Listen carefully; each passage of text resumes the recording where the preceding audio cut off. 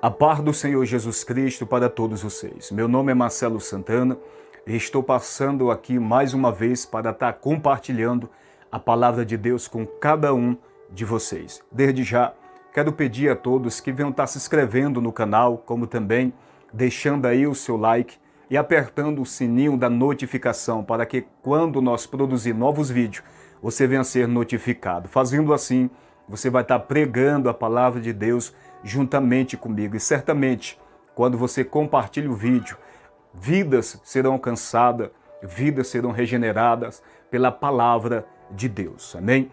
Sem mais delongas, vamos estar lendo aqui alguns versículos no capítulo 37 do profeta Ezequiel. Capítulo 37 do profeta Ezequiel, nós vamos estar lendo aqui alguns versículos. Vamos ler o versículo 4, que está escrito assim: Então me disse, profetiza sobre estes ossos e dize-lhes, ossos secos, ouve a palavra do Senhor.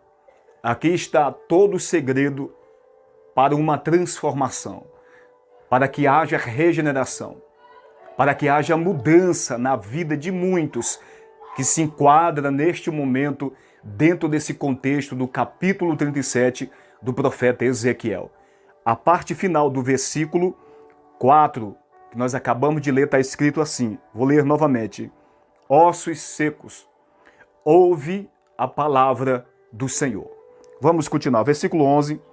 Então me disse, filho do homem, estes ossos são toda a casa de Israel, eis que dizem, os nossos ossos se secaram e pereceu a nossa esperança. Nós estamos cortados. Verso 12. Portanto, profetiza e diz-lhe, assim diz o Senhor Jeová, eis que eu abrirei as vossas sepulturas e vos farei sair das vossas sepulturas, ó povo meu, e vos trarei a terra de Israel. Verso 13. E sabereis que eu sou o Senhor quando eu abrir as vossas sepulturas e vos fazer sair das vossas sepulturas, ó povo meu. Verso 14.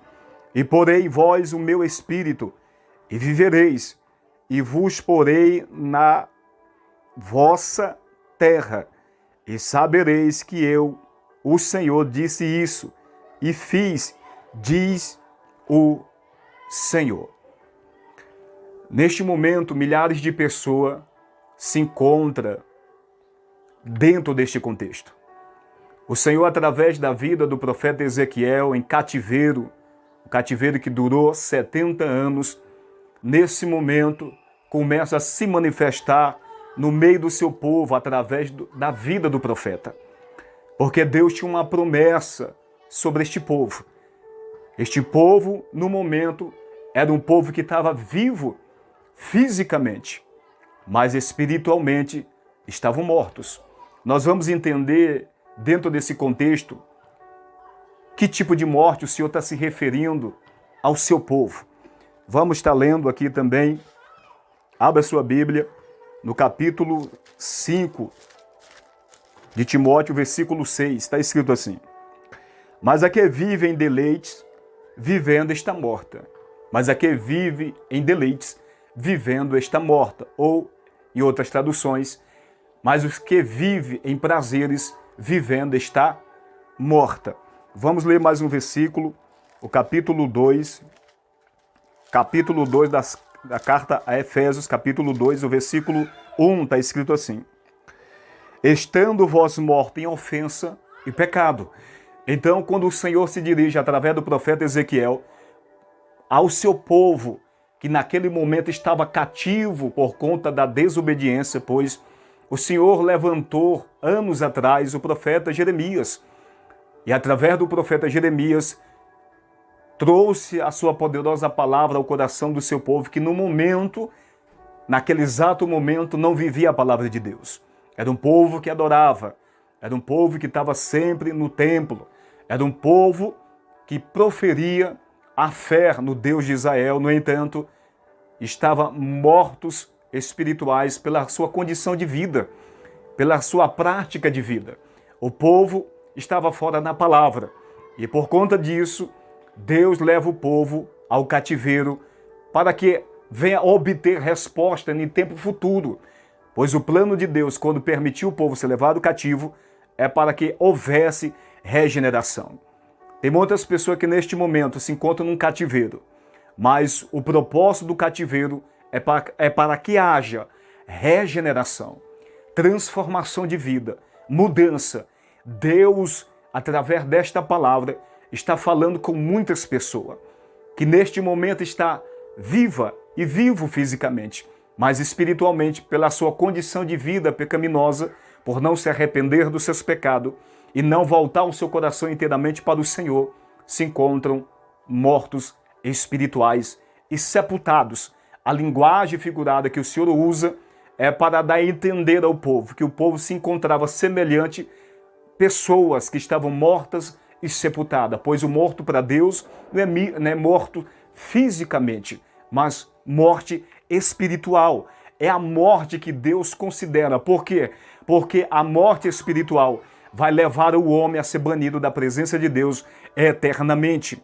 Deus vai perder essas almas que se encontram numa condição de morte espiritual neste momento, que não quer renunciar à vida de pecado, pois o que afasta o homem de Deus é o pecado.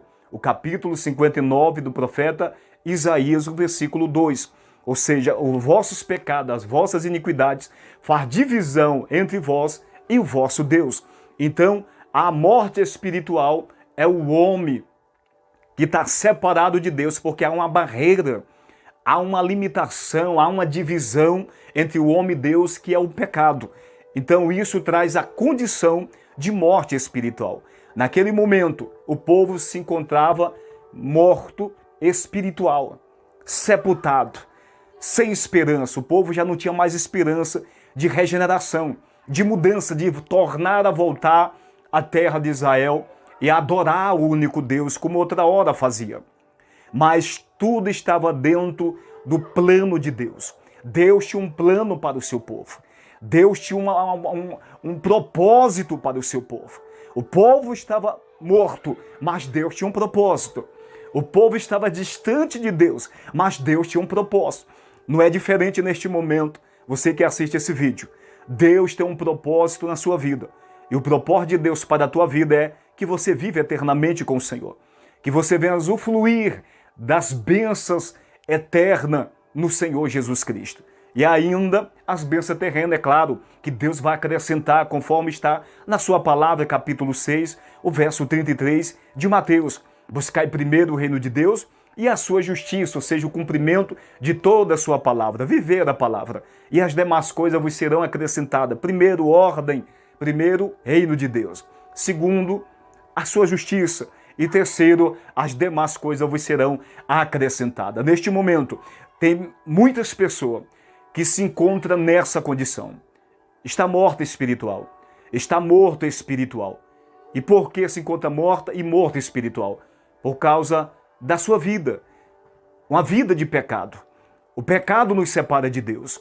Há uma necessidade de nós se arrepender. Há uma necessidade de nós entender que sem Cristo nada poderemos fazer, como fala no Evangelho de João 15. Sem Cristo nada poderemos fazer. Então, o profeta Ezequiel, no capítulo 37, no versículo 4, é o versículo que nós lemos, na parte final, ele fala: ouve a palavra do Senhor. Ossos secos, ouve a palavra do Senhor.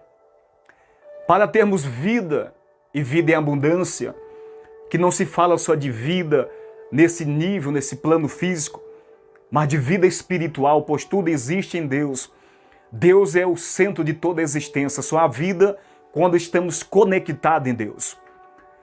Só há vida no ser humano quando o ser humano se conecta a Deus novamente através de Jesus Cristo, pela fé em Jesus Cristo. Pois a fé nos leva a abandonar o pecado. A fé nos leva a reconhecer a nossa limitação e a nossa fraqueza, o nosso pecado, e que dependemos e necessitamos de Jesus na nossa vida. Mas quando a palavra é ministrada, pregada, há uma necessidade de ouvir. Por isso aquele texto, o versículo 4, está dizendo: ossos secos, ouve a